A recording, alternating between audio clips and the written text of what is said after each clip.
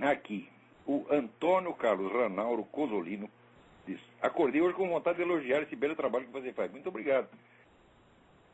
Sei que você não tem tempo para responder os e-mails, mas você pode falar sobre o amor divino e a importância dele para se compreender a obra de Deus por participação. Bom, Antônio Carlos, é o seguinte: a primeira coisa, se você observar todas as discussões públicas a respeito de se Deus existe ou não existe, você vai ver que em geral as pessoas tratam Deus como se fosse um objeto que você pode conhecer. É isso. Ora, um objeto supõe que existe então um sujeito que conhece, que é você, existe um objeto separado de você, e existe um campo, um espaço dentro do qual se dá a relação entre você e o objeto. Mas acontece o seguinte, que quando se trata de Deus não existe esse campo.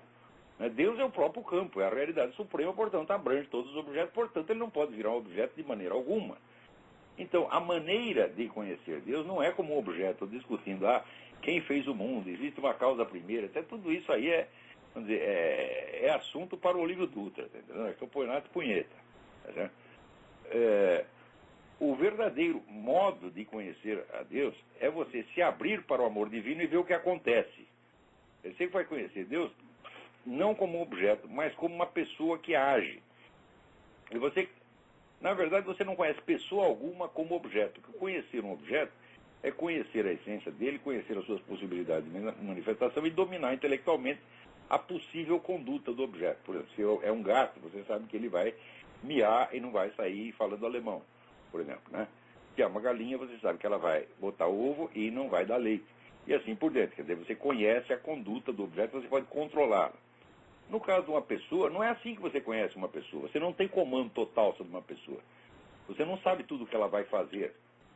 Tá certo? Então, existe nela a liberdade. Na medida em que você vai captando as manifestações da liberdade da pessoa, você diz que a conhece. E você, em vez do controle intelectual da situação, você desenvolve com a pessoa uma relação de confiança. Confiança baseada no amor. É exatamente a mesma coisa com Deus. Então, o que você tem que fazer é o seguinte: pedir a Deus que se manifeste na sua vida. Vou te dar uma sugestão. Tem uma prece que Deus nunca deixa de atender. Nunca, nunca, nunca, nunca. Você reza assim: Deus, mostra que você me ama. Faça isso, insista um pouco. Você vai ver o que acontece. Acontece, gente, porque esse negócio do que você acha, o que você deixa de achar, essa doutrina, aquela doutrina, tudo isso não interessa. O que interessa é a ação de Deus no mundo. As doutrinas são só aquilo que nós, seres humanos, pudemos, com o nosso miserável cérebro, tá certo, elaborar a respeito. E não é assim, não é através de doutrina que você vai conhecer a Deus. Você vai conhecer a Deus pela manifestação dele, assim como Cristo. Cristo o que fez? Né? Ele ficou lá no céu escrevendo um livro sobre ele mesmo. Não, ele veio na terra. Pô, entende isso, né?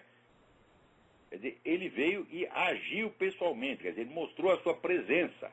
Ele começou a fazer isso naquela época e está fazendo até agora, tá certo? E enquanto teve a presença física era fácil de ver.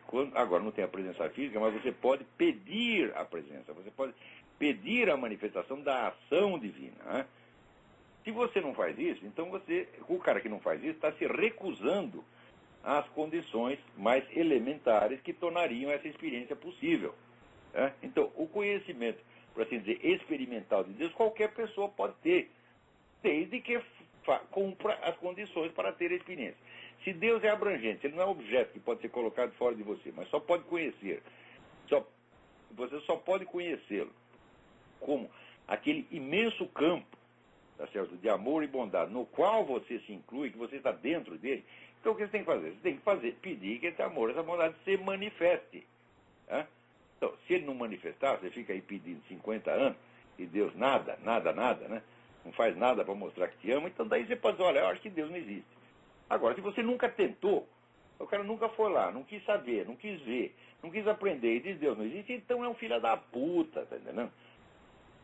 Não é para ligar, porque esses caras dizem que são tudo teorias idiotas. Né? Então, o amor divino é o próprio Deus. Você tenta achar, por exemplo, uma explicação de por que você existe, uma justificativa de por que você existe.